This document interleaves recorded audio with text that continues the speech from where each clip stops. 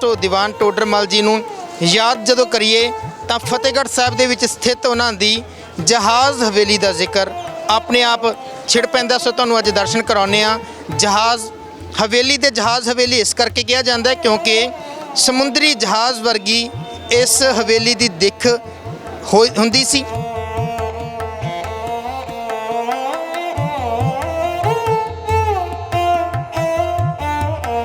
तुहानूं दिखावां कि पहली मंजिल की ढह चुकी छत ते बनेरा बनया होया सी, जिस तरह एक जहाज़ का डैक हुंदा है।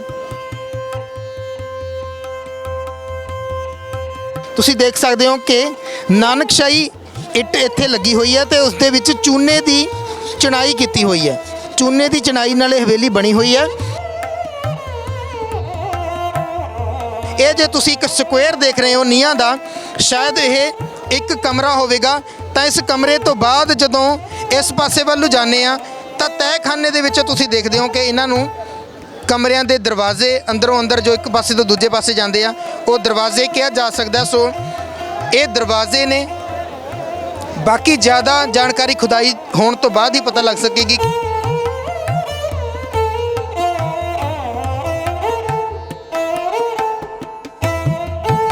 प्लस्तर तुसीं देख सकते हो कि कितनी मोटाई नाल प्लस्तर किया गया।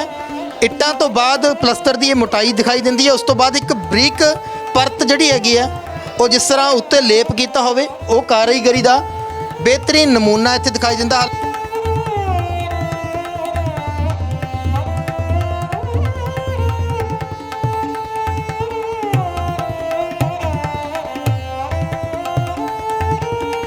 बीते समय दौरान इस हवेली दे नाल की कुछ होया वो शायद बहुत चंगा नहीं रहा होवेगा, तां ही ये हवेली इस हालत दे विच पहुंची है। बहुत सारिया इमारतां अज भी अजिहियां जो मुगल काल तो जिउंदियां त्यों पईयां।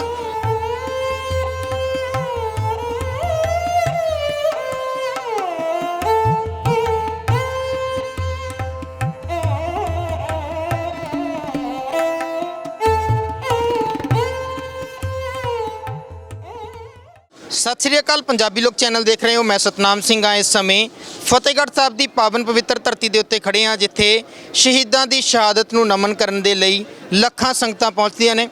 माता गुजरी जी अते साहिबजादियां नूं याद करदियां ने, उन्हां दी कुर्बानी नूं सिजदे करदियां ने।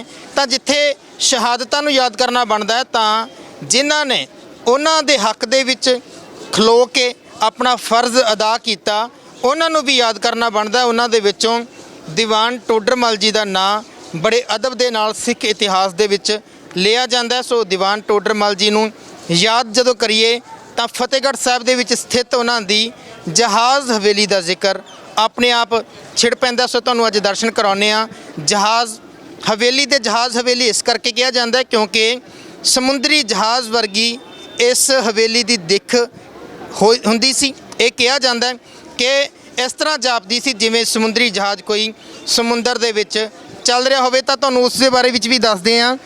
सारा की अनुमान है कि किहड़े तरीके नाल बनी हुई सी, किन्ने कमरे सी, उस दे बारे विच भी दसदे हां। पहलां मैं तुहानूं तस्वीरां दिखा दियां।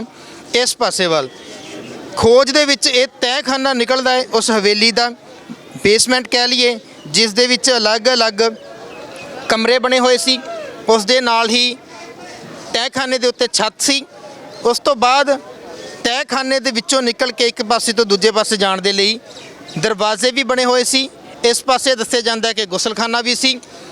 सब तो उत्ते पहला मैं तुहानूं दिखावां कि पहली मंजिल की ढह चुकी छत ते बनेरा बनया होया सी, जिस तरह एक जहाज़ का डैक हुंदा है उस तरह जापदा है कि जहाज़ का डैक दे वांग एक ये समतल जो जगह बनी हुई सी। पहली मंजिल की ढह चुकी छत ते नाले बनेरा बनया होया सी ते छत की तुसीं मोटाई भी देख रहे हो कि काफ़ी ज़्यादा मोटाई है। उस तो थल्ले जे देखिए तो तहखाने की छत के उत्ते जिहड़े कमरे बने हुए सी, जां कह लीए पहली मंजिल जां ग्राउंड फ्लोर कह लीए, तो उस दे विच कमरियां की तुसीं बनावट देख रहे हो कि किस तरह अंदर आउण दे लई दरवाज़ा, दरवाजे दे नाल ही आले बने हुए ने, उत्ते विचकार रोशनदान भी बनया होया। उस दे नाल ही मैं तुहानूं इस पासे दिखा दियां कि ये नीहां ने जो तहखाने के कमरे सी उन्हां दी मजबूत नीहां तुसीं देख रहे हो। सारा काम नानकशाही इट दा है ते उस दे नाल चूने की चिनाई ਕੀਤੀ ਹੋਈ ਹੈ। ਜਦੋਂ ਤੱਕ ਤੁਸੀਂ ਇਹ ਤਸਵੀਰਾਂ ਦੇਖ ਰਹੇ ਹੋ, ਮੈਂ ਨਾਲ ਨਾਲ ਤੁਹਾਨੂੰ ਇਤਿਹਾਸ ਤੋਂ ਵੀ ਜਾਣੂ ਕਰਾ ਦਿਆਂ ਕਿ ਦੀਵਾਨ ਟੋਡਰਮਲ ਜੀ ਉਹ ਇਨਸਾਨ ਸੀ ਜਿਨ੍ਹਾਂ ਨੇ ਆਪਣੇ ਇਸ਼ਟ ਦੇ ਲਈ, ਉਹਨਾਂ ਦੇ ਜਿਹੜੇ ਸਪੁੱਤਰਾਂ ਦੇ ਲਈ, ਉਹਨਾਂ ਦੇ ਮਾਤਾ ਜੀ ਦੇ ਸੰਸਕਾਰ ਦੇ ਲਈ ਸਭ ਤੋਂ ਦੁਨੀਆ ਦੀ ਸਭ ਤੋਂ ਕੀਮਤੀ ਜਗ੍ਹਾ ਖਰੀਦੀ ਅਤੇ ਇਹ ਕਾਰਜ ਕਰਕੇ ਉਹ ਇਤਿਹਾਸ ਦੇ ਵਿੱਚ ਆਪਣਾ ਨਾਂ ਅਮਰ ਕਰ ਗਏ। ਕੋਈ ਇਤਿਹਾਸ ਦੇ ਵਿੱਚ ਉਹਨਾਂ ਦੇ ਜਨਮ ਸਥਾਨ ਬਾਰੇ ਜਾਣਕਾਰੀ ਨਹੀਂ ਮਿਲਦੀ, ਪਰ ਜੋ ਕਾਰਜ ਉਹਨਾਂ ਨੇ ਕੀਤਾ ਉਸ ਤੋਂ ਉਹ ਅਮਰ ਹੋ ਗਏ। ਮੈਂ ਦੂਜੇ ਪਾਸੇ ਹੁਣ ਤੁਹਾਨੂੰ ਲੈ ਕੇ ਚੱਲਾਂ ਕਿ ਇਹ ਪਾਸਾ ਹਵੇਲੀ ਦਾ ਪਿਛਲਾ ਪਾਸਾ ਰਹਿੰਦਾ, ਕਿਉਂਕਿ ਦੱਸਿਆ ਜਾਂਦਾ ਹੈ ਕਿ ਇਹ ਹਵੇਲੀ 5 ਮੰਜ਼ਿਲਾਂ ਹਵੇਲੀ ਸੀ ਤੇ ਇਸ ਦੇ ਵਿੱਚ ਕੁੱਲ 36 ਕਮਰੇ, ਵੱਡੇ ਤੇ ਛੋਟੇ ਕਮਰੇ ਮਿਲਾ ਕੇ ਕੁੱਲ 36 ਕਮਰੇ ਦੱਸੇ ਜਾਂਦੇ ਨੇ ਕਿ 36 ਕਮਰੇ ਇਸ ਦੇ ਵਿੱਚ ਸੀ, ਜਿਨ੍ਹਾਂ ਦੇ ਵਿੱਚੋਂ 12 ਕਮਰੇ ਤਾਂ ਸਿਰਫ ਤਹਿਖਾਨੇ ਵਿੱਚ ਸੀ। ਪਹਿਲੀ ਮੰਜ਼ਿਲ ਤੇ 10 ਕਮਰਿਆਂ ਦੇ ਨਾਲ 2 ਹਾਲ ਕਮਰੇ, ਦੂਜੀ ਮੰਜ਼ਿਲ ਤੇ 1 ਹਾਲ ਤੇ 2 ਕਮਰੇ, ਤੀਸਰੀ ਮੰਜ਼ਿਲ ਤੇ 1 ਵੱਡਾ ਕਮਰਾ, ਚੌਥੀ ਮੰਜ਼ਿਲ ਤੇ 3 ਹਾਲ ਕਮਰੇ, 2 ਗੁਸਲਖਾਨੇ, 2 ਰਸੋਈ ਦੇ ਕਮਰੇ, 1 ਰਸੋਈ ਦਾ ਸਟੋਰ, 1 ਨੌਕਰਾਂ ਲਈ ਕਮਰਾ, ਕੁੱਲ ਮਿਲਾ ਕੇ 36 ਕਮਰਿਆਂ ਦਾ ਉਹ ਜੋ ਵਿਸ਼ਾਲ ਮਹਿਲ ਬਣਿਆ ਹੋਇਆ ਸੀ, ਹਵੇਲੀ ਬਣੀ ਹੋਈ ਸੀ, ਜਿਸ ਵਿੱਚ ਇੱਕ ਨਹਾਉਣ ਵਾਲਾ ਤਲਾਅ, ਫੁਹਾਰਾ ਵੀ ਬਣਿਆ ਹੋਇਆ ਸੀ। ਇਸ ਵਿੱਚ 5 ਮੰਜ਼ਿਲਾਂ ਸੀ, ਜਿਸ ਦੇ ਸਾਹਮਣੇ ਦੀਆਂ 2 ਮੰਜ਼ਿਲਾਂ ਜਹਾਜ਼ ਦੇ ਡੈਕ ਵਰਗੀਆਂ ਲੱਗਦੀਆਂ ਸੀ ਤੇ ਪਿੱਛੋਂ 1 ਮੰਜ਼ਿਲ ਰਸੋਈ ਦੀ ਸੀ, ਜਿਸ ਵਿੱਚੋਂ ਬਣੀਆਂ ਚਿਮਨੀਆਂ ਦੇ ਵਿੱਚੋਂ ਜਦੋਂ ਧੂੰਆਂ ਨਿਕਲਦਾ ਸੀ ਤਾਂ ਚੁੱਲ੍ਹਿਆਂ ਦਾ ਧੂੰਆਂ ਬਾਹਰ ਨਿਕਲਦਾ। ਇਸ ਤਰ੍ਹਾਂ ਲੱਗਦਾ ਸੀ ਕਿ ਇਹ ਸਮੁੰਦਰੀ ਜਹਾਜ਼ ਚੱਲ ਰਿਹਾ ਹੋਵੇ, ਕਿਉਂਕਿ ਜਹਾਜ਼ ਪਹਿਲਾਂ ਅੱਜ ਤੋਂ ਪਹਿਲਾਂ ਜਦੋਂ ਟੈਕਨੋਲੋਜੀ ਦਾ ਯੁੱਗ ਨਹੀਂ ਸੀ, ਅੱਜ ਵਰਗੀ ਤਕਨੀਕ ਨਹੀਂ ਸੀ, ਤਾਂ ਜਹਾਜ਼ ਸਟੀਮ ਦੇ ਨਾਲ ਚੱਲਦੇ ਸੀ, ਜਾਂ ਕਹਿ ਲਈਏ ਕਿ ਇੰਧਨ ਜਿਹੜਾ ਸੀਗਾ ਉਹ ਬਲਣ ਵਾਲਾ ਇੰਧਨ ਪਦਾਰਥ ਉਹਨਾਂ ਦੇ ਵਿੱਚ ਵਰਤਿਆ ਜਾਂਦਾ ਸੀ, ਜਿਸ ਦਾ ਧੂੰਆਂ ਨਿਕਲਦਾ ਸੀ। ਤੇ ਇਹ ਹਵੇਲੀ ਬਣਾਈ ਵੀ ਇਸ ਤਰ੍ਹਾਂ ਗਈ ਸੀ ਕਿ ਇਸ ਦੇ ਵਿੱਚ ਤਹਿਖਾਨਾ ਸੀ ਜੋ ਕਿ ਅੱਧਾ ਜ਼ਮੀਨ ਦੇ ਵਿੱਚ ਸੀ, ਤਾਂ ਇਸ ਤਰ੍ਹਾਂ ਜਾਪਦਾ ਸੀ ਜਿਵੇਂ ਕਿ ਕੋਈ ਜਹਾਜ਼ ਸਮੁੰਦਰ ਦੇ ਪਾਣੀ ਵਿੱਚ ਧੱਸਿਆ ਹੋਇਆ ਜਾਂ ਡੁੱਬ ਕੇ ਚੱਲ ਰਿਹਾ ਹੋਵੇ। ਤਾਂ 13 ਦਸੰਬਰ ਨੂੰ ਜਦੋਂ 1704 ਈਸਵੀ ਦੀ ਜੋ ਤਾਰੀਖ ਦੱਸੀ ਜਾਂਦੀ ਹੈ ਕਿ ਸਾਹਿਬਜ਼ਾਦਾ ਜ਼ੋਰਾਵਰ ਸਿੰਘ ਜੀ, ਫਤਿਹ ਸਿੰਘ ਜੀ, ਮਾਤਾ ਗੁਜਰੀ ਜੀ ਨੂੰ ਸ਼ਹੀਦ ਕੀਤਾ ਗਿਆ, ਉਹਨਾਂ ਦੀ ਸ਼ਹੀਦੀ ਤੋਂ ਬਾਅਦ ਕਿਸੇ ਨੇ ਸੰਸਕਾਰ ਕਰਨ ਦੀ ਹਿੰਮਤ ਨਹੀਂ ਕੀਤੀ, ਕਿਸੇ ਜ਼ਿਮੀਂਦਾਰ ਨੇ ਆਪਣੀ ਜਗ੍ਹਾ ਨਹੀਂ ਦਿੱਤੀ, ਪਰ ਇੱਕ ਜ਼ਿਮੀਂਦਾਰ ਚੌਧਰੀ ਅੱਤਾ ਜ਼ਮੀਨ ਦੇਣ ਲਈ ਤਿਆਰ ਹੋ ਗਿਆ ਸੀ, ਪਰ ਉਸਨੇ ਸ਼ਰਤ ਰੱਖੀ ਸੀ ਕਿ ਕੋਈ ਸੋਨੇ ਦੀਆਂ ਮੋਹਰਾਂ ਵਿਛਾ ਕੇ ਜ਼ਮੀਨ ਲੈ ਸਕਦਾ ਤਾਂ ਜ਼ਮੀਨ ਲੈ ਲਵੇ। ਤਾਂ ਦੀਵਾਨ ਟੋਡਰਮਲ ਜੀ ਫਿਰ ਅੱਗੇ ਆਏ ਤੇ ਉਹਨਾਂ ਮੋਹਰਾਂ ਵਿਛਾ ਕੇ ਉਹ ਜਗ੍ਹਾ ਖਰੀਦੀ ਸੀ ਜਿੱਥੇ ਸਾਹਿਬਜ਼ਾਦਿਆਂ ਦਾ ਸੰਸਕਾਰ ਹੋਇਆ, ਜਿੱਥੇ ਅੱਜ ਗੁਰਦੁਆਰਾ ਜੋਤੀ ਸਰੂਪ ਬਣਿਆ ਹੋਇਆ। ਸੋ ਮੈਂ ਤੁਹਾਨੂੰ ਫਿਰ ਇੱਕ ਵਾਰੀ ਦਿਖਾ ਦਿਆਂ ਕਿ ਪਹਿਲੀ ਮੰਜ਼ਿਲ ਦਾ ਇਹ ਹਾਲ ਕਮਰਾ ਹੈ ਤੇ ਉਸ ਤੋਂ ਥੱਲੇ ਜੇ ਦਿਖਾਵਾਂ ਤਾਂ ਇਹ ਰੌਸ਼ਨਦਾਨ ਨੇ। ਇਹ ਬੇਸਮੈਂਟ ਦੇ ਲਈ ਰੌਸ਼ਨਦਾਨ ਬਣੇ ਹੋਏ ਨੇ ਤੇ ਬੇਸਮੈਂਟ ਤੋਂ ਉੱਤੇ ਇਸ ਥਾਂ ਦੇ ਉੱਤੇ ਛੱਤ ਪਈ ਹੋਈ ਸੀ। ਛੱਤ ਤੋਂ ਬਾਅਦ ਪਹਿਲੀ ਮੰਜ਼ਿਲ ਦਾ ਕਮਰਾ ਸ਼ੁਰੂ ਹੁੰਦਾ ਸੀ, ਪਹਿਲੀ ਮੰਜ਼ਿਲ। ਉਸ ਤੋਂ ਬਾਅਦ ਤੁਸੀਂ ਫਿਰ ਉੱਤੇ ਦੇਖੋਗੇ ਕਿ ਛੱਤ ਦੀ ਮੋਟਾਈ ਬਣੀ ਹੋਈ ਹੈ। ਉਸ ਤੋਂ ਬਾਅਦ ਦੂਸਰੀ ਮੰਜ਼ਿਲ ਸਟਾਰਟ ਹੁੰਦੀ ਹੈ। ਦੂਸਰੀ ਮੰਜ਼ਿਲ ਤੋਂ ਬਾਅਦ ਉੱਤੇ ਤੁਸੀਂ ਦੇਖੋਗੇ ਕਿ ਗੁਲਾਈ ਨਜ਼ਰ ਆ ਰਹੀ ਹੈ ਤੁਹਾਨੂੰ। ਗੁਲਾਈ ਤੋਂ ਬਾਅਦ ਉੱਤੇ ਵੀ ਕਮਰੇ ਬਣੇ ਹੋਏ ਸੀ। ਆਖਰ ਦੇ ਵਿੱਚ ਇੱਕ ਗੁੰਬਦ ਬਣਿਆ ਹੋਇਆ ਸੀ ਜਿਸ ਦੇ ਉੱਤੇ ਹੁਣ ਵੀ ਨਿਸ਼ਾਨ ਸਾਹਿਬ ਝੁਲਾਇਆ ਗਿਆ ਸਿੱਖ ਸੰਗਤਾਂ ਦੇ ਵੱਲੋਂ। ਨਾਨਕਸ਼ਾਹੀ ਇੱਟ ਦੇ ਵਿੱਚ ਮੁਗਲਈ ਆਰਕੀਟੈਕਚਰ ਦੇ ਨਾਲ ਬਣੀ ਹੋਈ ਹੈ ਹਵੇਲੀ ਦੀ। ਤੁਸੀਂ ਦੇਖ ਰਹੇ ਹੋ ਕਿ ਜਿਸ ਤਰ੍ਹਾਂ ਦਾ ਮੁਗਲ ਕਾਲ ਦੇ ਵਿੱਚ ਆਰਕੀਟੈਕਚਰ, ਜਿਸ ਤਰ੍ਹਾਂ ਦੇ ਮਕਾਨ ਬਣਾਏ ਜਾਂਦੇ ਸੀ ਉਸ ਤਰ੍ਹਾਂ ਦੀ ਇਹ ਦਿੱਖ ਬਣੀ ਹੋਈ ਆ। ਤਾਂ ਹਾਲਾਂਕਿ ਸੰਗਤ ਇਸ ਸਮੇਂ ਦਰਸ਼ਨਾਂ ਦੇ ਲਈ ਬਹੁਤ ਜ਼ਿਆਦਾ ਸੰਗਤ ਆਉਂਦੀ ਹੈ, ਤਾਂ ਉਹਨਾਂ ਦੇ ਲਈ ਰੋਕਿਆ ਗਿਆ ਤਾਂ ਕਿ ਇਸ ਦੇ ਵਿੱਚ ਜ਼ਿਆਦਾ ਸੰਗਤ ਨਾ ਆ ਸਕੇ, ਪਰ ਕੁਝ ਸੰਗਤ ਅੰਦਰ ਜਾ ਕੇ ਦਰਸ਼ਨ ਵੀ ਕਰਦੀ ਹੈ। ਤਾਂ ਤੁਹਾਨੂੰ ਨਜ਼ਦੀਕ ਤੋਂ ਜੇ ਦਿਖਾਵਾਂ ਤਾਂ ਤੁਸੀਂ ਦੇਖ ਸਕਦੇ ਹੋ ਕਿ ਨਾਨਕਸ਼ਾਹੀ ਇੱਟ ਇੱਥੇ ਲੱਗੀ ਹੋਈ ਹੈ ਤੇ ਉਸ ਦੇ ਵਿੱਚ ਚੂਨੇ ਦੀ ਚਿਣਾਈ ਕੀਤੀ ਹੋਈ ਹੈ। ਚੂਨੇ ਦੀ ਚਿਣਾਈ ਨਾਲ ਇਹ ਹਵੇਲੀ ਬਣੀ ਹੋਈ ਹੈ ਤੇ ਕਿਤੇ ਕਿਤੇ ਪਲਸਤਰ ਵੀ ਨਜ਼ਰ ਆਉਂਦਾ, ਬਹੁਤ ਘੱਟ ਥਾਵਾਂ ਦੇ ਉੱਤੇ ਹੁਣ ਦਿਖਾਈ ਦਿੰਦਾ, ਪਰ ਤੁਸੀਂ ਦੇਖ ਰਹੇ ਹੋ ਕਿ ਪਲਸਤਰ ਵੀ ਕਾਫੀ ਮੋਟਾਈ ਦੇ ਵਿੱਚ ਪਲਸਤਰ ਕੀਤਾ ਹੋਇਆ। ਤਕਰੀਬਨ ਜੇ ਦੇਖੀਏ ਤਾਂ ਪੌਣਾ ਜਾਂ 1 ਇੰਚ ਦੀ ਮੋਟਾਈ ਦਿਖਾਈ ਦਿੰਦੀ ਹੈ ਕਿ ਪਲਸਤਰ ਦੀ, ਤੇ ਬਹੁਤ ਖੂਬਸੂਰਤ ਮੀਨਾਕਾਰੀ ਕੀਤੀ ਹੋਵੇਗੀ ਇਸ ਦੇ ਉੱਤੇ, ਕਿਉਂਕਿ ਦਿਖਾਈ ਦਿੰਦਾ ਕੁਝ ਥਾਵਾਂ ਦੇ ਉੱਤੇ। ਮੈਂ ਤੁਹਾਨੂੰ ਇੱਕ ਦਿਖਾਵਾਂ ਕਿ ਆੜਾ ਰੱਖਿਆ ਹੋਇਆ ਜਾਂ ਕਹਿ ਲਈਏ ਕਿ ਇੱਕ ਡਿਜ਼ਾਈਨ ਰੱਖਿਆ ਹੋਇਆ, ਤਾਂ ਉਸ ਦੇ ਵਿੱਚ ਚੂਨੇ ਦੇ ਨਾਲ ਗੁਲਾਈਆਂ ਬਣਾ ਕੇ ਬਾਰੀਕ ਡਿਜ਼ਾਈਨ ਪਾਏ ਹੋਏ ਹੈ। ਤੇ ਜਿੱਥੇ ਦੂਸਰੀ ਮੰਜ਼ਿਲ ਦਾ ਹਾਲ ਕਮਰਾ ਲਿਖਿਆ ਹੋਇਆ ਤੁਸੀਂ ਉੱਥੇ ਦੇਖ ਸਕਦੇ ਹੋ ਕਿ ਚੂਨੇ ਦਾ ਪਲਸਤਰ ਕੀਤਾ ਹੋਇਆ ਤੇ ਪਲਸਤਰ ਦੇ ਵਿੱਚ ਤੁਸੀਂ ਦੇਖ ਸਕਦੇ ਹੋ ਕਿ ਕਿਨਾਰੀਆਂ ਬਣਾਈਆਂ ਗਈਆਂ ਡਿਜ਼ਾਈਨ ਦੇ ਨਾਲ। ਸੋ ਹਾਸ਼ੀਆ ਜਿਸ ਤਰ੍ਹਾਂ ਬਣਾਇਆ ਜਾਂਦਾ ਉਸ ਤਰ੍ਹਾਂ ਦਾ ਸਿੱਧੀਆਂ ਰੇਖਾਵਾਂ ਦਾ ਡਿਜ਼ਾਈਨ ਵੀ ਪਾਇਆ ਗਿਆ ਤੇ ਅੰਦਰ ਜੇ ਆਲੇ ਦੇਖੀਏ ਤਾਂ ਪਲਸਤਰ ਕਰਕੇ ਆਲੇ ਚੰਗੀ ਤਰ੍ਹਾਂ ਲਿਪੇ ਹੋਏ ਨੇ। ਕਿਨਾਰੀਆਂ ਬਿਲਕੁਲ ਕਈ ਥਾਵਾਂ ਦੇ ਉੱਤੇ ਗੋਲ ਵੀ ਕੀਤੀਆਂ ਗਈਆਂ ਤੇ ਡਿਜ਼ਾਈਨ ਵੀ ਦਿਖਾਈ ਦਿੰਦਾ ਕਿ ਇੱਕ ਅਲੱਗ ਡਿਜ਼ਾਈਨ ਜਿਹੜਾ ਹੈਗਾ ਇਸ ਥਾਂ ਦੇ ਉੱਤੇ ਬਣਿਆ ਹੋਇਆ। ਬਹੁਤ ਖੂਬਸੂਰਤ ਜਿਹੜਾ ਹੈਗਾ ਨਮੂਨਾ ਹੈ ਇਹ ਆਰਕੀਟੈਕਚਰ ਦਾ, ਮੁਗਲਈ ਆਰਕੀਟੈਕਚਰ ਦਾ। ਪਰ ਇਹ ਹਵੇਲੀ ਖਾਸ ਇਸ ਕਰਕੇ ਹੁੰਦੀ ਹੈ ਕਿਉਂਕਿ ਇਸ ਹਵੇਲੀ ਦੇ ਮਾਲਕ ਨੇ ਕੁਝ ਅਜਿਹਾ ਕੀਤਾ ਕਿ ਉਹ ਦੁਨੀਆ ਦੇ ਵਿੱਚ ਸਿੱਖ ਜਗਤ ਦੇ ਵਿੱਚ ਉਹਨਾਂ ਨੂੰ ਯਾਦ ਕੀਤਾ ਜਾਣ ਲੱਗ ਪਿਆ। ਸ਼ਾਇਦ ਇੱਥੇ ਬਹੁਤ ਸਾਰੇ ਮਹਿਲ ਮੁਨਾਰੇ ਹੋਣਗੇ ਕਿਉਂਕਿ ਜਦੋਂ ਵਜੀਦ ਖਾਂ ਵਰਗਾ ਸੂਬਾ ਇਸ ਥਾਂ ਦੇ ਉੱਤੇ ਨਿਵਾਸ ਕਰਦਾ ਸੀ ਤਾਂ ਉਸਦੇ ਦਰਬਾਰ ਦੇ ਵਿੱਚ ਬਹੁਤ ਸਾਰੇ ਲੋਕ ਹੋਣਗੇ। ਅਮੀਰਾਂ ਦੇ ਕੋਲ ਅਕਸਰ ਹਵੇਲੀਆਂ ਹੁੰਦੀਆਂ, ਰਹਿਣ ਲਈ ਮਹਿਲ ਹੁੰਦੇ ਨੇ, ਜਗੀਰਾਂ ਹੁੰਦੀਆਂ, ਬਹੁਤ ਸਾਰੀਆਂ ਸ਼ਾਨੋ ਸ਼ੌਕਤ ਦੀਆਂ ਚੀਜ਼ਾਂ ਵੀ ਹੁੰਦੀਆਂ।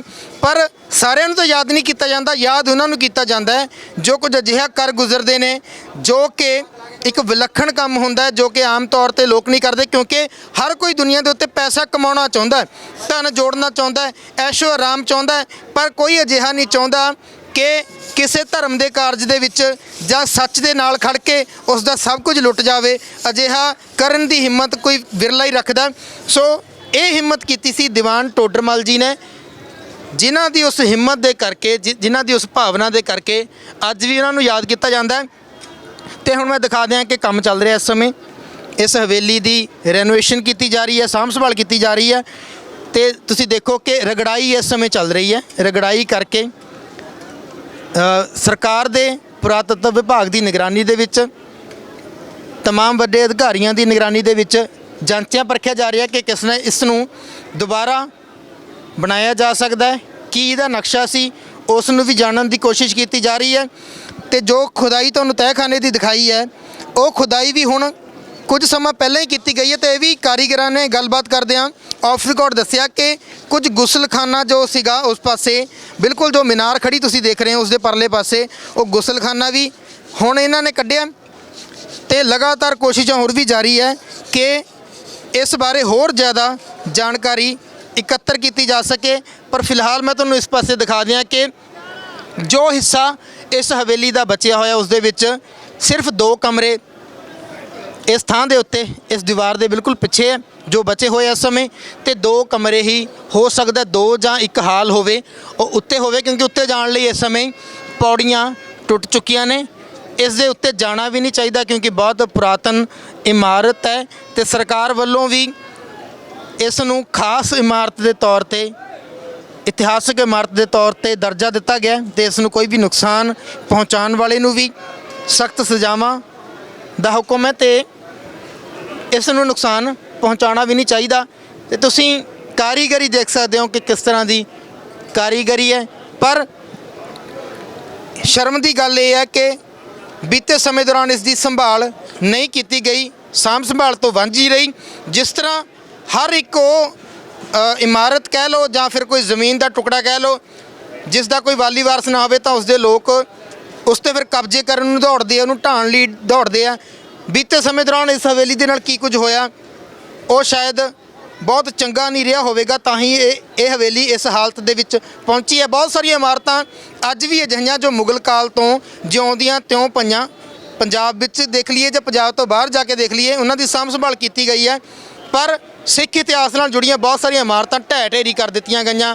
ਨਵੀਨਤਾ ਦੇ ਨਾਂ ਦੇ ਉੱਤੇ ਭਾਵੇਂ ਨਵੇਂ ਗੁਰਦੁਆਰੇ ਸੰਗਮਰਮਰ ਲਾ ਦਿੱਤਾ, ਸੋਨਾ ਲਾ ਦਿੱਤਾ, ਪਰ ਜਿਹੜੀ ਚੀਜ਼ਾਂ ਦੀ ਲੋੜ ਸੀ, ਜੋ ਅਹਿਸਾਸ ਇਸ ਥਾਂ ਦੇ ਉੱਤੇ ਆ ਕੇ ਹੁੰਦਾ, ਜੋ ਅਹਿਸਾਸ ਅਸੀਂ ਪਹਿਲਾਂ ਵੀ ਦੇਖਿਆ ਕਿ ਗੰਗੂ ਕੀ ਖੇੜੀ ਜਾਂ ਅੱਜ ਸਹੇੜੀ ਪਿੰਡ ਵਿੱਚ ਦੇਖੀਏ ਤਾਂ ਅੱਜ ਵੀ ਉਹ ਕਮਰਾ ਹੈ ਜਿੱਥੇ ਕਿ ਮਾਤਾ ਗੁਜਰੀ ਤੇ ਸਾਹਿਬਜ਼ਾਦੇ ਉਹਨਾਂ ਨੇ ਉਹ ਰਾਤ ਕੱਟੀ ਸੀ। ਉੱਥੇ ਜੋ ਅਹਿਸਾਸ ਹੁੰਦਾ ਹੈ, ਇਸ ਤਰ੍ਹਾਂ ਅਹਿਸਾਸ ਹੁੰਦਾ ਕਿ ਮਾਤਾ ਗੁਜਰੀ ਜੀ ਦੀ ਗੋਦ ਵਿੱਚ ਹੀ ਬੈਠੇ ਹੋਈਏ। ਤਾਂ ਇਹ ਇਮਾਰਤਾਂ ਢਾਹ ਦਿੱਤੀਆਂ ਗਈਆਂ। ਚਮਕੌਰ ਦੀ ਗੜੀ ਵੀ ਉਸੇ ਤਰ੍ਹਾਂ ਪਈ ਸੀ, ਉਸ ਨੂੰ ਵੀ ਢਾਹ ਕੇ ਨਵੀਂ ਗੜੀ ਬਣਾ ਦਿੱਤਾ ਗਿਆ। ਠੰਡਾ ਬੁਰਜ ਢਾਹ ਦਿੱਤਾ ਗਿਆ ਨਵੀਨਤਾ ਦੇ ਨਾਂ ਦੇ ਉੱਤੇ। ਉਸ ਥਾਂ ਦੇ ਉੱਤੇ ਵੀ ਇੱਕ ਨਵੀਂ ਸੰਗਮਰਮਰ ਦੀ ਇਮਾਰਤ ਬਣਾ ਦਿੱਤੀ ਗਈ। ਸੋ ਇਹ ਧੱਕਾ ਵੀ ਜਿਹੜਾ ਹੈਗਾ ਸਿੱਖ ਇਤਿਹਾਸ ਦੇ ਨਾਲ ਬਹੁਤ ਹੋਇਆ ਬੀਤੇ ਸਮੇਂ ਦੌਰਾਨ। ਸੋ ਇਹ ਹਵੇਲੀ ਦੀ ਵੀ ਕੁਝ ਅਜਿਹੀ ਦਾਸਤਾਂ ਜਿਸ ਦੇ ਉੱਤੇ ਲੋਕਾਂ ਨੇ ਕਬਜ਼ੇ ਕਰਨ ਦੀ ਵੀ ਕੋਸ਼ਿਸ਼ ਕੀਤੀ। ਜਗ੍ਹਾ ਦਾ ਕੁਝ ਕਿਹਾ ਜਾਂਦਾ ਹੈ ਕਿ ਇਸ ਨੂੰ ਜਗ੍ਹਾ ਦੇ ਟੁਕੜੇ ਨੂੰ ਹਥਿਆਉਣ ਦੇ ਪਿੱਛੇ ਬਹੁਤ ਕੁਝ ਇਸ ਹਵੇਲੀ ਦੇ ਨਾਲ ਹੋਇਆ ਹੋਵੇਗਾ। ਸੋ ਹੁਣ ਕੋਸ਼ਿਸ਼ ਕਰਦਾ ਮੈਂ ਤੁਹਾਨੂੰ ਕਿ ਅੰਦਰ ਲਿਜਾ ਕੇ ਅੰਦਰ ਵਾਲੇ ਪਾਸੇ ਕਿਸ ਤਰ੍ਹਾਂ ਦੇ ਕਮਰੇ ਆ, ਅੰਦਰ ਦੀ ਦਿੱਖ ਕਿੱਦਾਂ ਦੀ ਆ, ਉਹ ਵੀ ਦਰਸ਼ਨ ਕਰਾਉਣ ਦਾ ਯਤਨ ਕਰਦਾ। ਪਰ ਫਿਲਹਾਲ ਮੈਂ ਤੁਹਾਨੂੰ ਇੱਥੇ ਦਿਖਾ ਦਿਆਂ ਕਿ ਜੋ ਬਾਹਰ ਤੋਂ ਫਿਲਹਾਲ ਦਿਖਾਈ ਦਿੰਦਾ ਉਹ ਇਹ ਤਹਿਖਾਨਾ ਹੈ, ਕਿਉਂਕਿ 5 ਮੰਜ਼ਲਾਂ ਦੀ ਇਹ ਹਵੇਲੀ ਸੀ। ਸਭ ਤੋਂ ਥੱਲੇ ਤਹਿਖਾਨਾ ਸੀ ਤੇ ਤਹਿਖਾਨੇ ਵਿੱਚ 12 ਦੇ ਕਰੀਬ ਕਮਰੇ ਦੱਸੇ ਜਾਂਦੇ ਨੇ ਕਿ 12 ਕਮਰੇ ਹੋਣਗੇ। ਸੋ ਇਹ ਜੇ ਤੁਸੀਂ ਇੱਕ ਸਕੁਅਰ ਦੇਖ ਰਹੇ ਹੋ ਨੀਹਾਂ ਦਾ, ਸ਼ਾਇਦ ਇਹ ਇੱਕ ਕਮਰਾ ਹੋਵੇਗਾ। ਤਾਂ ਇਸ ਕਮਰੇ ਤੋਂ ਬਾਅਦ ਜਦੋਂ ਇਸ ਪਾਸੇ ਵੱਲ ਨੂੰ ਜਾਂਦੇ ਆ ਤਾਂ ਤਹਿਖਾਨੇ ਦੇ ਵਿੱਚ ਤੁਸੀਂ ਦੇਖਦੇ ਹੋ ਕਿ ਇਹਨਾਂ ਨੂੰ ਕਮਰਿਆਂ ਦੇ ਦਰਵਾਜ਼ੇ ਅੰਦਰੋਂ ਅੰਦਰ ਜੋ ਇੱਕ ਪਾਸੇ ਤੋਂ ਦੂਜੇ ਪਾਸੇ ਜਾਂਦੇ ਆ ਉਹ ਦਰਵਾਜ਼ੇ ਕਿਹਾ ਜਾ ਸਕਦਾ। ਸੋ ਇਹ ਦਰਵਾਜ਼ੇ ਨੇ।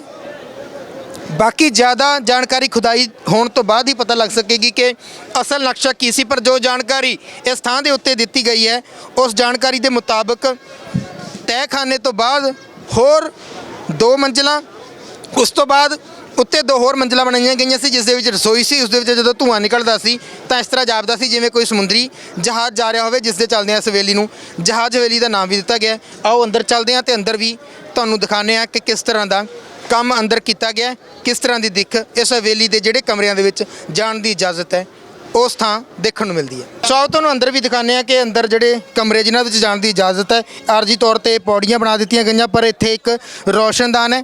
ਇਸ ਤੋਂ ਬਾਅਦ 2 ਕਮਰਿਆਂ ਦੇ ਵਿੱਚ ਫਿਲਹਾਲ ਜਾਣ ਦੀ ਇਜਾਜ਼ਤ ਹੈ। ਉਹੀ ਨਾਨਕਸ਼ਾਹੀ ਇੱਟ ਦੀ ਤੁਸੀਂ ਨੇੜੇ ਤੋਂ ਬਣਤਰ ਦੇਖ ਸਕਦੇ ਹੋ ਕਿ ਨਾਨਕਸ਼ਾਹੀ ਇੱਟ ਲਗਾ ਕੇ ਚੂਨੇ ਦੀ ਭਰਾਈ ਕੀਤੀ ਗਈ ਹੈ, ਕਿਉਂਕਿ ਮੁਗਲਈ ਜੋ ਆਰਕੀਟੈਕਚਰ ਹੁੰਦੇ ਸੀ ਉਹਨਾਂ ਦੇ ਵਿੱਚ ਚੂਨੇ ਦੀ ਹੀ ਭਰਾਈ ਕੀਤੀ ਜਾਂਦੀ ਸੀ, ਚੂਨੇ ਦੀ ਚਿਣਾਈ ਕੀਤੀ ਜਾਂਦੀ ਸੀ ਤੇ ਚੂਨੇ ਦੇ ਵਿੱਚ ਹੱਡੀਆਂ ਦਾ ਚੂਰਾ ਮਿਲਾ ਕੇ ਬਣਾਉਣ ਦੀ ਵੀ ਬਹੁਤ ਥਾਵਾਂ 'ਤੇ ਗੱਲ ਮਿਲਦੀ ਹੈ ਕਿ ਜਦੋਂ ਮੁਗਲਈ ਆਰਕੀਟੈਕਚਰ ਜਾਂ ਮੁਗਲਈ ਇਮਾਰਤਾਂ ਬਣਾਈਆਂ ਜਾਂਦੀਆਂ ਸੀ ਮੁਗਲ ਸ਼ਾਸਨ ਦੇ ਦੌਰਾਨ ਤਾਂ ਇਸ ਤਰ੍ਹਾਂ ਪ੍ਰਯੋਗ ਕੀਤਾ ਜਾਂਦਾ ਸੀ। ਤੇ ਤੁਸੀਂ ਉੱਪਰ ਪਲਸਤਰ ਦੇਖ ਸਕਦੇ ਹੋ ਕਿ ਪਲਸਤਰ ਦੀ ਮੋਟਾਈ ਤਕਰੀਬਨ ਕਾਫੀ ਜ਼ਿਆਦਾ ਮੋਟਾਈ ਹੈ, 1 ਇੰਚ ਤੋਂ ਵੀ ਵੱਧ ਮੋਟਾਈ ਦਾ ਇਹ ਪਲਸਤਰ ਕੀਤਾ ਹੋਇਆ।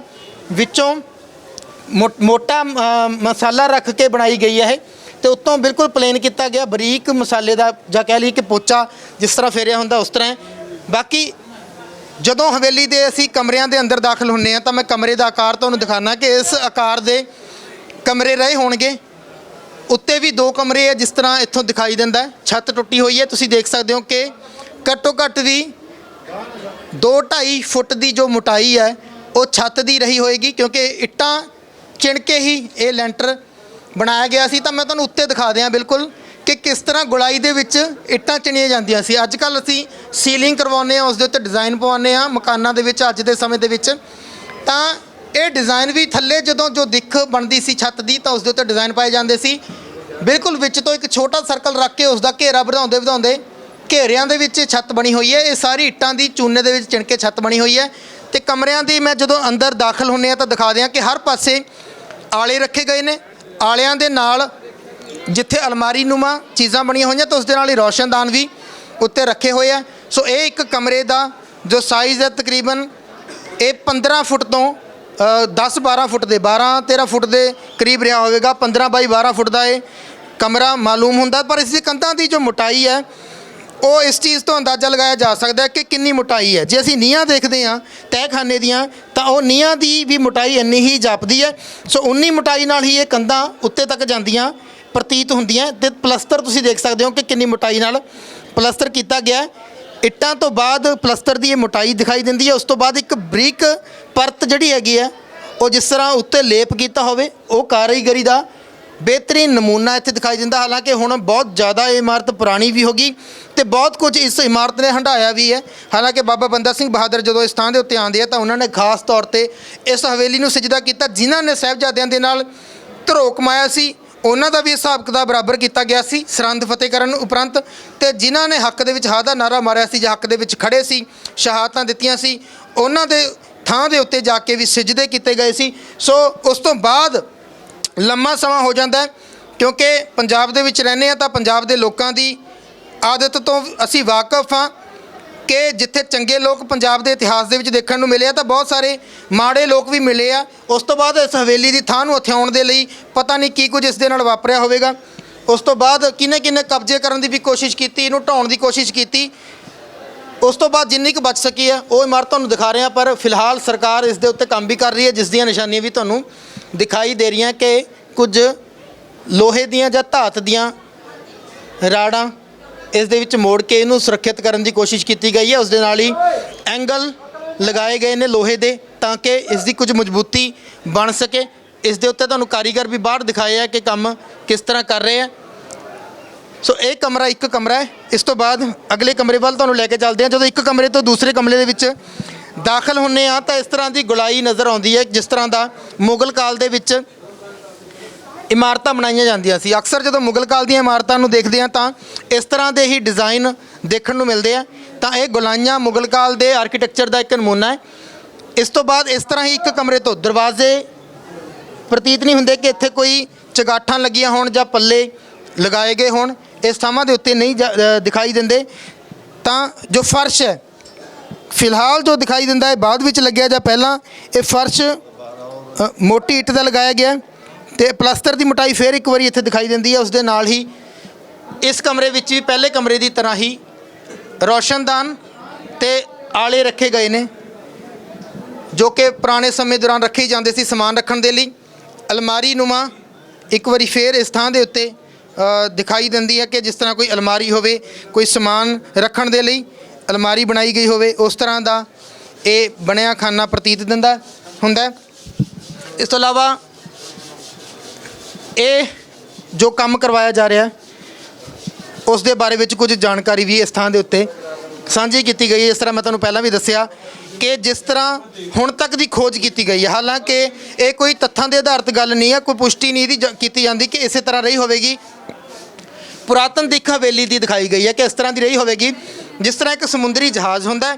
ਸਮੁੰਦਰੀ ਜਹਾਜ਼ ਦੇ ਵਿੱਚ ਹੇਠਲੇ ਫਲੋਰ ਜਿਹੜੇ ਹੈਗੇ ਆ ਸਾਰੇ ਇੱਕ ਦੂਜੇ ਦੇ ਬਰਾਬਰ ਦਿਖਾਏ ਗਏ ਤੇ ਉੱਤੇ 2 ਮੰਜ਼ਲਾਂ ਜੋ ਹੈ ਉਹ ਅਲੱਗ ਦਿਖਾਈਆਂ ਗਈਆਂ ਤੇ ਇਹਨਾਂ ਦੇ ਵਿੱਚ ਦੱਸਿਆ ਗਿਆ ਕਿ ਰਸੋਈ ਬਣਾਈ ਗਈ ਸੀ। ਰਸੋਈ ਦੇ ਚਿਮਨੀਆਂ ਦੇ ਵਿੱਚ ਜਦੋਂ ਧੂੰਆਂ ਨਿਕਲਦਾ ਸੀ ਲੱਗਦਾ ਸੀ ਜਿਵੇਂ ਸਮੁੰਦਰੀ ਜਹਾਜ਼ ਜਾ ਰਿਹਾ ਹੋਵੇ ਤੇ ਪੁਰਾਤਨ ਦਿੱਖ ਕੁਝ ਇਸ ਤਰ੍ਹਾਂ ਦੀ ਰਹੀ ਹੋਵੇਗੀ। ਕੋਈ ਦਾਅਵਾ ਨਹੀਂ ਕੀਤਾ ਗਿਆ, ਜੋ ਜਾਣਕਾਰੀ ਦਿੱਤੀ ਗਈ ਹੈ ਕਿ ਦਿੱਖ ਇਸ ਤਰ੍ਹਾਂ ਦੀ ਹੀ ਸੀ। ਸੋ ਜਿੱਥੇ ਤਸਵੀਰਾਂ ਪੁਰਾਣੀ ਦਿੱਖ ਦੀਆਂ ਦਿਖਾਈਆਂ ਗਈਆਂ, ਮੌਜੂਦਾ ਦਿੱਖ ਕਿਸ ਤਰ੍ਹਾਂ ਦੀ ਹੈ, ਕਿਸ ਤਰ੍ਹਾਂ ਦੀ ਰਹੀ ਹੋਵੇਗੀ, ਉਸ ਦੇ ਨਾਲ ਨਕਸ਼ਾ ਵੀ ਬਣਾਉਣ ਦੀ ਕੋਸ਼ਿਸ਼ ਕੀਤੀ ਗਈ ਹੈ ਕਿ ਕੁਝ ਕਮਰੇ ਇਸ ਤਰ੍ਹਾਂ ਇੱਕ ਦੂਜੇ ਦੇ ਸਾਹਮਣੇ ਬਣੇ ਹੋਣਗੇ। ਤਾਂ ਤੁਸੀਂ ਦੇਖ ਸਕਦੇ ਹੋ ਕਿ ਕਿਸ ਤਰ੍ਹਾਂ ਵਿੱਚੋਂ ਰਸਤਾ ਵੀ ਦਿਖਾਇਆ ਹੋਇਆ ਕਿ ਇੱਕ ਕਮਰੇ ਤੋਂ ਦੂਜੇ ਕਮਰੇ ਦੇ ਵਿੱਚ ਰਾਹ ਵੀ ਜਾਂਦਾ ਸੀ। ਉਸ ਦੇ ਨਾਲ ਹੀ ਜਿਸ ਤਰ੍ਹਾਂ ਰੋਸ਼ਨਦਾਨ ਇੱਥੇ ਹਰ ਪਾਸੇ ਪ੍ਰਤੀਤ ਹੁੰਦੇ ਆ ਕਿ ਵੈਂਟੀਲੇਸ਼ਨ ਦਾ ਖਾਸ ਧਿਆਨ ਰੱਖਿਆ ਗਿਆ ਸੀ ਕਿ ਹਵਾ ਇੱਕ ਪਾਸੇ ਤੋਂ ਆਵੇ ਤਾਂ ਦੂਜੇ ਪਾਸੇ ਨਿਕਲ ਜਾਵੇ, ਕਿਉਂਕਿ ਦਿਸ਼ਾਵਾਂ ਦਾ ਵੀ ਧਿਆਨ ਰੱਖਿਆ ਜਾਂਦਾ, ਹਵਾ ਕਿਸ ਪਾਸੇ ਤੋਂ ਕਿਸ ਪਾਸੇ ਚੱਲਦੀ ਹੈ। ਸਰਦੀਆਂ ਦੇ ਵਿੱਚ ਗਰਮੀਆਂ ਦੇ ਵਿੱਚ ਬਹੁਤ ਜ਼ਿਆਦਾ ਧਿਆਨ ਰੱਖ ਕੇ ਚੀਜ਼ਾਂ ਬਣਾਈਆਂ ਜਾਂਦੀਆਂ ਸੀ। ਦੂਜੇ ਪਾਸੇ ਯਾਦਗਾਰ ਦੇ ਤੌਰ ਤੇ ਕੁਝ ਤਸਵੀਰਾਂ ਵੀ ਲਗਾਈਆਂ ਗਈਆਂ ਜਿਹੜੀਆਂ ਦਰਸਾਉਂਦੀਆਂ ਕਿ ਦੀਵਾਨ ਟੋਡਰ ਮੱਲ ਜੀ ਨੇ ਕਿਸ ਤਰ੍ਹਾਂ ਸੋਨੇ ਦੀਆਂ ਮੋਹਰਾਂ ਵਿਛਾ ਕੇ ਸਾਹਿਬਜ਼ਾਦਿਆਂ ਦੇ ਲਈ ਜ਼ਮੀਨ ਖਰੀਦੀ ਸੀ। ਮੈਂ ਫਿਰ ਤੁਹਾਨੂੰ ਇੱਕ ਵਾਰ ਦੱਸ ਦਿਆਂ ਕਿ ਬਹੁਤ ਸਾਰੀਆਂ ਹਵੇਲੀਆਂ ਇਸ ਥਾਂ ਦੇ ਉੱਤੇ ਰਹੀਆਂ ਹੋਣਗੀਆਂ, ਬਹੁਤ ਸਾਰੇ ਅਮੀਰ ਲੋਕ ਹੋਣਗੇ, ਪਰ ਅੱਜ ਉਹਨਾਂ ਨੂੰ ਕੋਈ ਯਾਦ ਨਹੀਂ ਕਰਦਾ। ਯਾਦ ਉਹਨਾਂ ਨੂੰ ਕੀਤਾ ਜਾਂਦਾ ਹੈ ਜੋ ਸੱਚ ਦੇ ਹੱਕ ਦੇ ਵਿੱਚ, ਸਾਹਿਬਜ਼ਾਦਿਆਂ ਦੇ ਹੱਕ ਦੇ ਵਿੱਚ ਖੜੇ। ਉਹਨਾਂ ਦੀ ਅੱਜ ਇਸ ਥਾਂ ਦੇ ਉੱਤੇ ਉਹਨਾਂ ਦੀ ਯਾਦ ਬਣਾਈ ਜਾਂਦੀ ਹੈ, ਉਹਨਾਂ ਨੂੰ ਯਾਦ ਕੀਤਾ ਜਾਂਦਾ ਹੈ। ਤਾਂ ਇਹ ਵੀ ਕਿਹਾ ਜਾਂਦਾ ਹੈ ਕਿ ਅਸ਼ਰਫੀਆਂ, ਸੋਨੇ ਦੀਆਂ ਅਸ਼ਰਫੀਆਂ ਰੱਖੀਆਂ ਗਈਆਂ ਸੀ। ਇੱਕ ਅਸ਼ਰਫੀ ਦਾ ਭਾਰ ਸੀ ਜੋ 1 ਤੋਲੇ ਦੇ ਕਰੀਬ ਦੱਸਿਆ ਜਾਂਦਾ ਸੀ, ਜਿਸ ਦੇ ਵਿੱਚ ਜੇ ਅਸੀਂ ਗੱਲ ਕਰੀਏ ਕਿ ਜੇ ਅਸ਼ਰਫੀਆਂ ਕੁਝ ਜਗ੍ਹਾ ਦਾ ਅੰਦਾਜ਼ਾ ਲਾਈਏ ਜੇ ਵਿਛਾਈਆਂ ਗਈਆਂ ਹੋਣਗੀਆਂ ਤਾਂ 7800 ਅਸ਼ਰਫੀਆਂ ਕਹਿ ਲਈਏ 78 ਕਿਲੋ ਸੋਨਾ ਹੋ ਸਕਦਾ ਹੈ ਜੇਕਰ ਖੜੇ ਕਰਕੇ, ਕਿਉਂਕਿ ਇਤਿਹਾਸਕਾਰ ਇੱਦਾਂ ਵੀ ਦੱਸਦੇ ਆ ਕਿ ਪਹਿਲਾਂ ਅਸ਼ਰਫੀਆਂ ਵਿਛਾ ਕੇ ਜਗ੍ਹਾ ਲੈਣ ਦੀ ਕੋਸ਼ਿਸ਼ ਕੀਤੀ ਸੀ ਤਾਂ ਫਿਰ ਜੋ ਜ਼ਿਮੀਂਦਾਰ ਸੀ ਉਸਨੇ ਕਿਹਾ ਕਿ ਨਹੀਂ ਖੜੀਆਂ ਕਰੋ, ਅਸ਼ਰਫੀਆਂ ਨੂੰ ਖੜੀਆਂ ਕਰੋ। ਉਸ ਦਾ ਲਾਲਚ ਹੋਰ ਵੱਧ ਗਿਆ। ਜੇ ਖੜੀਆਂ ਕੀਤੀਆਂ ਗਈਆਂ ਹੋਣਗੀਆਂ ਅਸ਼ਰਫੀਆਂ ਤਾਂ ਹੋਰ ਵੀ ਜਗ੍ਹਾ ਦੀ ਕੀਮਤ ਵੱਧ ਗਈ ਹੋਵੇਗੀ। ਤਾਂ 780 ਕਿਲੋ ਦੇ ਕਰੀਬ ਕਿਹਾ ਜਾ ਸਕਦਾ ਕਿ ਇੰਨਾ ਸੋਨਾ ਵਿਛਾ ਕੇ ਦੀਵਾਨ ਟੋਡਰ ਮੱਲ ਜੀ ਵੱਲੋਂ ਉਹ ਜਗ੍ਹਾ ਖਰੀਦੀ ਗਈ ਸੀ। ਇਹ ਪੁੰਨ ਕਮਾਇਆ ਗਿਆ ਜਿੱਥੇ ਸਾਹਿਬਜ਼ਾਦਿਆਂ ਦਾ ਸੰਸਕਾਰ ਕੀਤਾ ਗਿਆ। ਤਾਂ ਇਹ ਵੀ ਦੱਸਿਆ ਜਾਂਦਾ ਕਿ ਉਸ ਤੋਂ ਬਾਅਦ ਜਦੋਂ ਸਾਹਿਬਜ਼ਾਦਿਆਂ ਨੂੰ ਦੁੱਧ ਪਿਲਾਉਣ ਵਾਲੇ ਮੋਤੀ ਰਾਮ ਮਹਿਰਾ ਜੀ ਦੇ ਪਰਿਵਾਰ ਨੂੰ ਵਜੀਦੇ ਖਾਨ ਨੇ ਕੋਲੂ ਦੇ ਵਿੱਚ ਪੀੜ ਕੇ ਸ਼ਹੀਦ ਕਰਾ ਦਿੱਤਾ ਤਾਂ ਉਹ ਕਿਸ ਤਰ੍ਹਾਂ ਜਰ ਸਕਦਾ ਸੀ ਕਿ ਦੀਵਾਨ ਟੋਡਰ ਮੱਲ ਜੀ ਦੇ ਵੱਲੋਂ ਇਹ ਸੇਵਾ ਕਮਾਈ ਜਾਂਦੀ। ਤਾਂ ਉਹਨਾਂ ਨੂੰ ਵੀ ਕਿਹਾ ਜਾਂਦਾ ਕਿ ਦੀਵਾਨ ਦੇ ਵਿੱਚ ਆਪਣੇ ਬੁਲਾਇਆ ਜਾਂਦਾ, ਆਪਣੇ ਕੋਲ ਬੁਲਾਇਆ ਜਾਂਦਾ ਤੇ ਫਿਰ ਉਹਨਾਂ ਨੂੰ ਸ਼ਾਇਦ ਇਸ ਜਗ੍ਹਾ ਨੂੰ ਛੱਡ ਕੇ ਜਾਣਾ ਪਿਆ ਸੀ। ਉਸ ਦੇ ਬਾਰੇ ਵਿੱਚ ਕੋਈ ਬਹੁਤ ਜ਼ਿਆਦਾ ਜਾਣਕਾਰੀ ਨਹੀਂ ਮਿਲਦੀ ਤੇ ਪਰ ਤਸਵੀਰਾਂ ਤੁਹਾਨੂੰ ਇਹ ਦਿਖਾ ਰਹੇ ਹਾਂ ਕਿ ਇਹ ਹਵੇਲੀ ਇਸ ਸਮੇਂ ਕਿਸ ਹਾਲਤ ਦੇ ਵਿੱਚ ਹੈ ਤੇ ਉਡੀਕ ਕਰ ਰਹੀ ਹੈ ਕਿ ਜਿਨ੍ਹਾਂ ਸਿੱਖਾਂ ਦੇ ਲਈ, ਜਿਸ ਕੌਮ ਦੇ ਲਈ, ਜਿਸ ਕੌਮ ਦੇ ਸ਼ਹੀਦਾਂ ਦੇ ਲਈ ਦੀਵਾਨ ਟੋਡਰ ਮੱਲ ਜੀ ਦੇ ਵੱਲੋਂ ਇਹ ਕਾਰਜ ਕੀਤਾ ਗਿਆ ਸੀ, ਆਪਣੀ ਅਮੀਰੀ, ਆਪਣੀ ਵਜ਼ੀਰੀ, ਆਪਣੀ ਦੌਲਤ ਨੂੰ ਛੱਡ ਕੇ ਜੋ ਪੁੰਨ ਉਹਨਾਂ ਨੇ ਕਮਾਇਆ ਸੀ, ਉਹਨਾਂ ਦੀ ਵਿਰਾਸਤ ਕਦੋਂ ਇਸ ਹਵੇਲੀ ਦੀ ਸਾਂਭ ਸੰਭਾਲ ਕਰਦੀ ਹੈ। ਇਸ ਉਡੀਕ ਦੇ ਵਿੱਚ ਅੱਜ ਵੀ ਇਹ ਹਵੇਲੀ ਖੜੀ ਹੈ। ਹੁਣ ਦੇਖਣਾ ਹੋਵੇਗਾ ਕਿ ਸਰਕਾਰ ਇਸ ਦੇ ਲਈ ਕੀ ਕਦਮ ਚੁੱਕਦੀ ਹੈ, ਸਿੱਖ ਸੰਸਥਾਵਾਂ ਕੀ ਕਦਮ ਚੁੱਕਦੀਆਂ। ਜੇ ਅਸੀਂ ਆਪਣੇ ਪਿਛੋਕੜ ਦੀ ਗੱਲ ਕਰੀਏ ਤਾਂ ਬਹੁਤ ਸਾਰੀਆਂ ਇਮਾਰਤਾਂ ਸੀ ਇੱਦਾਂ ਦੀਆਂ ਜੋ ਢਾਹ ਢੇਰੀ ਕਰ ਦਿੱਤੀਆਂ ਗਈਆਂ। ਮੈਂ ਪਹਿਲਾਂ ਵੀ ਜ਼ਿਕਰ ਕੀਤਾ ਕਿ ਚਮਕੌਰ ਦੀ ਗੜੀ ਢਾਹ ਦਿੱਤੀ ਗਈ, ਠੰਡਾ ਬੁਰਜ ਵੀ ਉਸੇ ਤਰ੍ਹਾਂ ਮੌਜੂਦ ਸੀ ਕਿਹਾ ਜਾਂਦਾ, ਉਹ ਵੀ ਢਾਹ ਦਿੱਤਾ ਗਿਆ।